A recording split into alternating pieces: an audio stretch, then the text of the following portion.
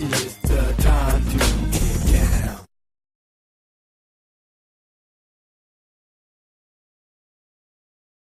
Well, the it depends, Governor McDonald. It depends. Again, it depends who you associate the cause. This is what's so interesting in the media. Not only do you have right-wing groups supporting the rights to bear arms, but you have a lot of left-wing groups.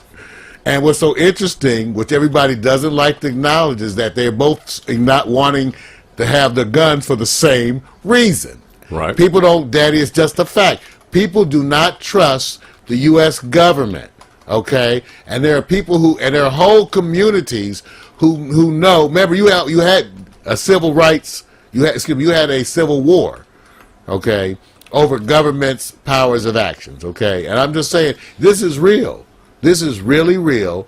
And like I said, and even though I'm for registration and all those things, I still think that, like I said, I don't want a situation where the U.S. government, I'm just saying it has guns and I don't.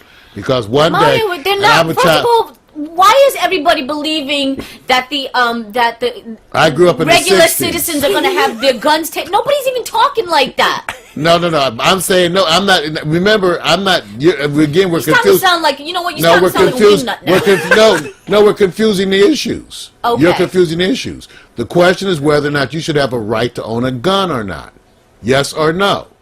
And Okay. extremism. And it was thought Mario, enough it's of. not even it was that a deep. thought It's of. not No, even no, that I didn't cut make and it that dry. deep. I did, but I just made it that cut and dry. Whether, first of all, there is that thing. Should you be allowed to own a gun? Yes. Yes You're or not no? allowed to own guns. Okay. Now. And It's again, to conceal them and not register them. That's an issue, Mario. And as to the number of guns that you have registered, you have to go through a process. Again, like I said, people tend to confuse the issues. We already acknowledged at the very beginning that we were for registration, even though a lot of people are against that. So that, again, people tend to confuse the issues.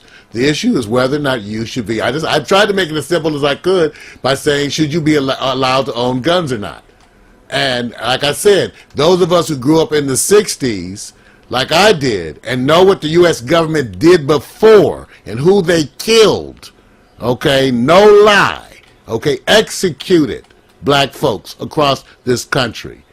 Don't act like they didn't. Murdered Native American activists in this country. I'm just saying, so for all of those people, we never want a day when the government has guns, and we don't, for the same reasons, because all governments are inherently corrupt. That's the way I feel. I'm not the only one who says that. Are we the best? But that doesn't mean I'm also wanting to join a militia. Remember, people confuse the issues. Some of the militias are in areas where people have other political movements, and they get confused, and that's why all militias are not the same. Just like all Tea Party movements are not the same. It's hard. So some of these people are very, very, very right-wing. But like I said, what's interesting is when you get the leftists and the right-wing community coming together, that's when the government gets to. So here's the people talking about President Obama. And this is about the recent big protest movement. By Washington standards, this turnout of several hundred defenders of gun rights wasn't too impressive. And these were the only firearms anyone actually brandished, non-functioning replicas of the muskets that American patriots used in their war for independence 2 centuries ago. But for those who rallied near the Washington Monument, and a handful of others who openly flaunted their real weapons in the more gun-tolerant state of Virginia just across the river, as you can see, I've got a loaded pistol here.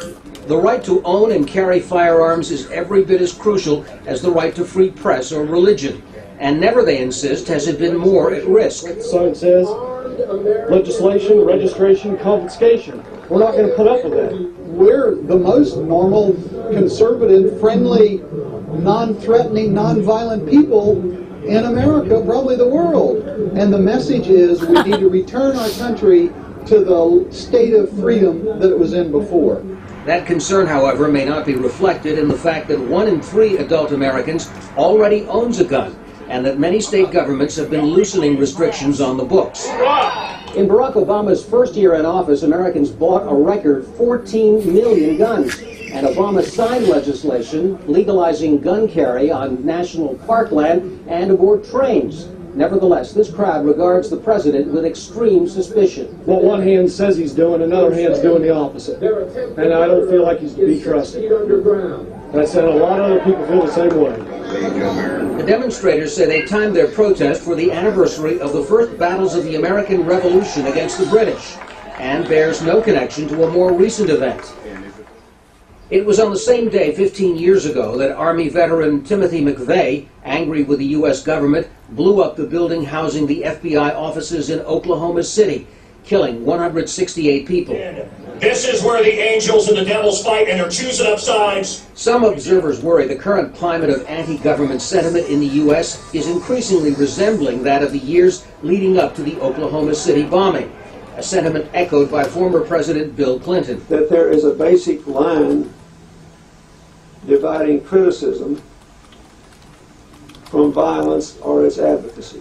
You have to think about the echo chamber in which your words resonate. At this rally, speaker after speaker blamed the Obama administration for putting their rights in jeopardy. Completely corrupt, completely unconstitutional, that the system of government in Washington, D.C. is organized crime. But they expect to translate their discontent into votes, not violence.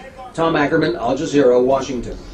You know, instead of criticizing the president, that last interview with that guy, he really needs to go to, you know, a hairdresser. He really, instead of criticizing the president, you need to get your look together. No offense, but not to be offensive, yeah. That's cool. I just want to know, is it any different pre-Obama with these folks than it is post or current Obama? Yeah, the racism and hate and fear. Oh, no. I'm not saying that. In general, no, I'm saying general, how is it different? General. How is it different? Did these people exist? In general, it's more of a paranoia. There you go. Thank you. That's why I said this group is more. This group that was profiled here is more of a paranoia. There you go. Yeah. But remember now, the issue right now, there's a bunch of talk on this, and we're not going to focus that much on that today because we didn't have time, but it's really a big issue now in the black community as whether or not it's even okay to criticize the president. You know, that's part of the criticisms of Tavis Smiley. That's where Reverend Al Sharpton is now taking a leadership role and defending the president. It's not fashionable.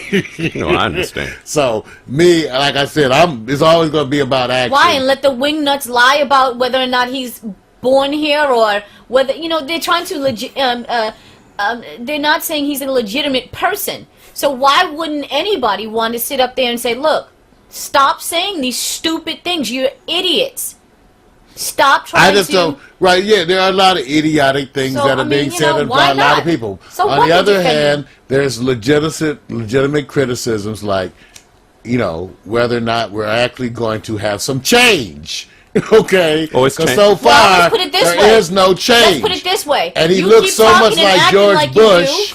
He's teasing your president. If it wasn't for the words he said, for all the stuff he keeps signing in the paper, he sure looks like George Bush. That's all I'm saying. I'm one of the people too. I'm still waiting to see for the change. Where is the change? Here's the part. There is no change. Here's the part that I'm laughing at. One president passes another president. Everything remains about the same. And people right now, I'm going to tell you how sensitive it is. If I was looking outside this country, I said, you guys really get inflamed by the words you hear. They say sticks and stones don't break my bones. I said, that's conditional because we're breaking a lot of bones and nothing has really changed. So what I think people are doing, all I'm saying. The part that I think everybody's caught up in is how dare you say, how dare you assert this? And I'm going, and so the arguments are over things that people are saying. So I don't get it. I don't get it. Right, you didn't run on a change that may happen in 10 or 15 years. Right, I don't get it. So you didn't run on that. You said change. Yeah. So either you bring change or you don't. You said change on lobbying. Look like the same lobbyist to me.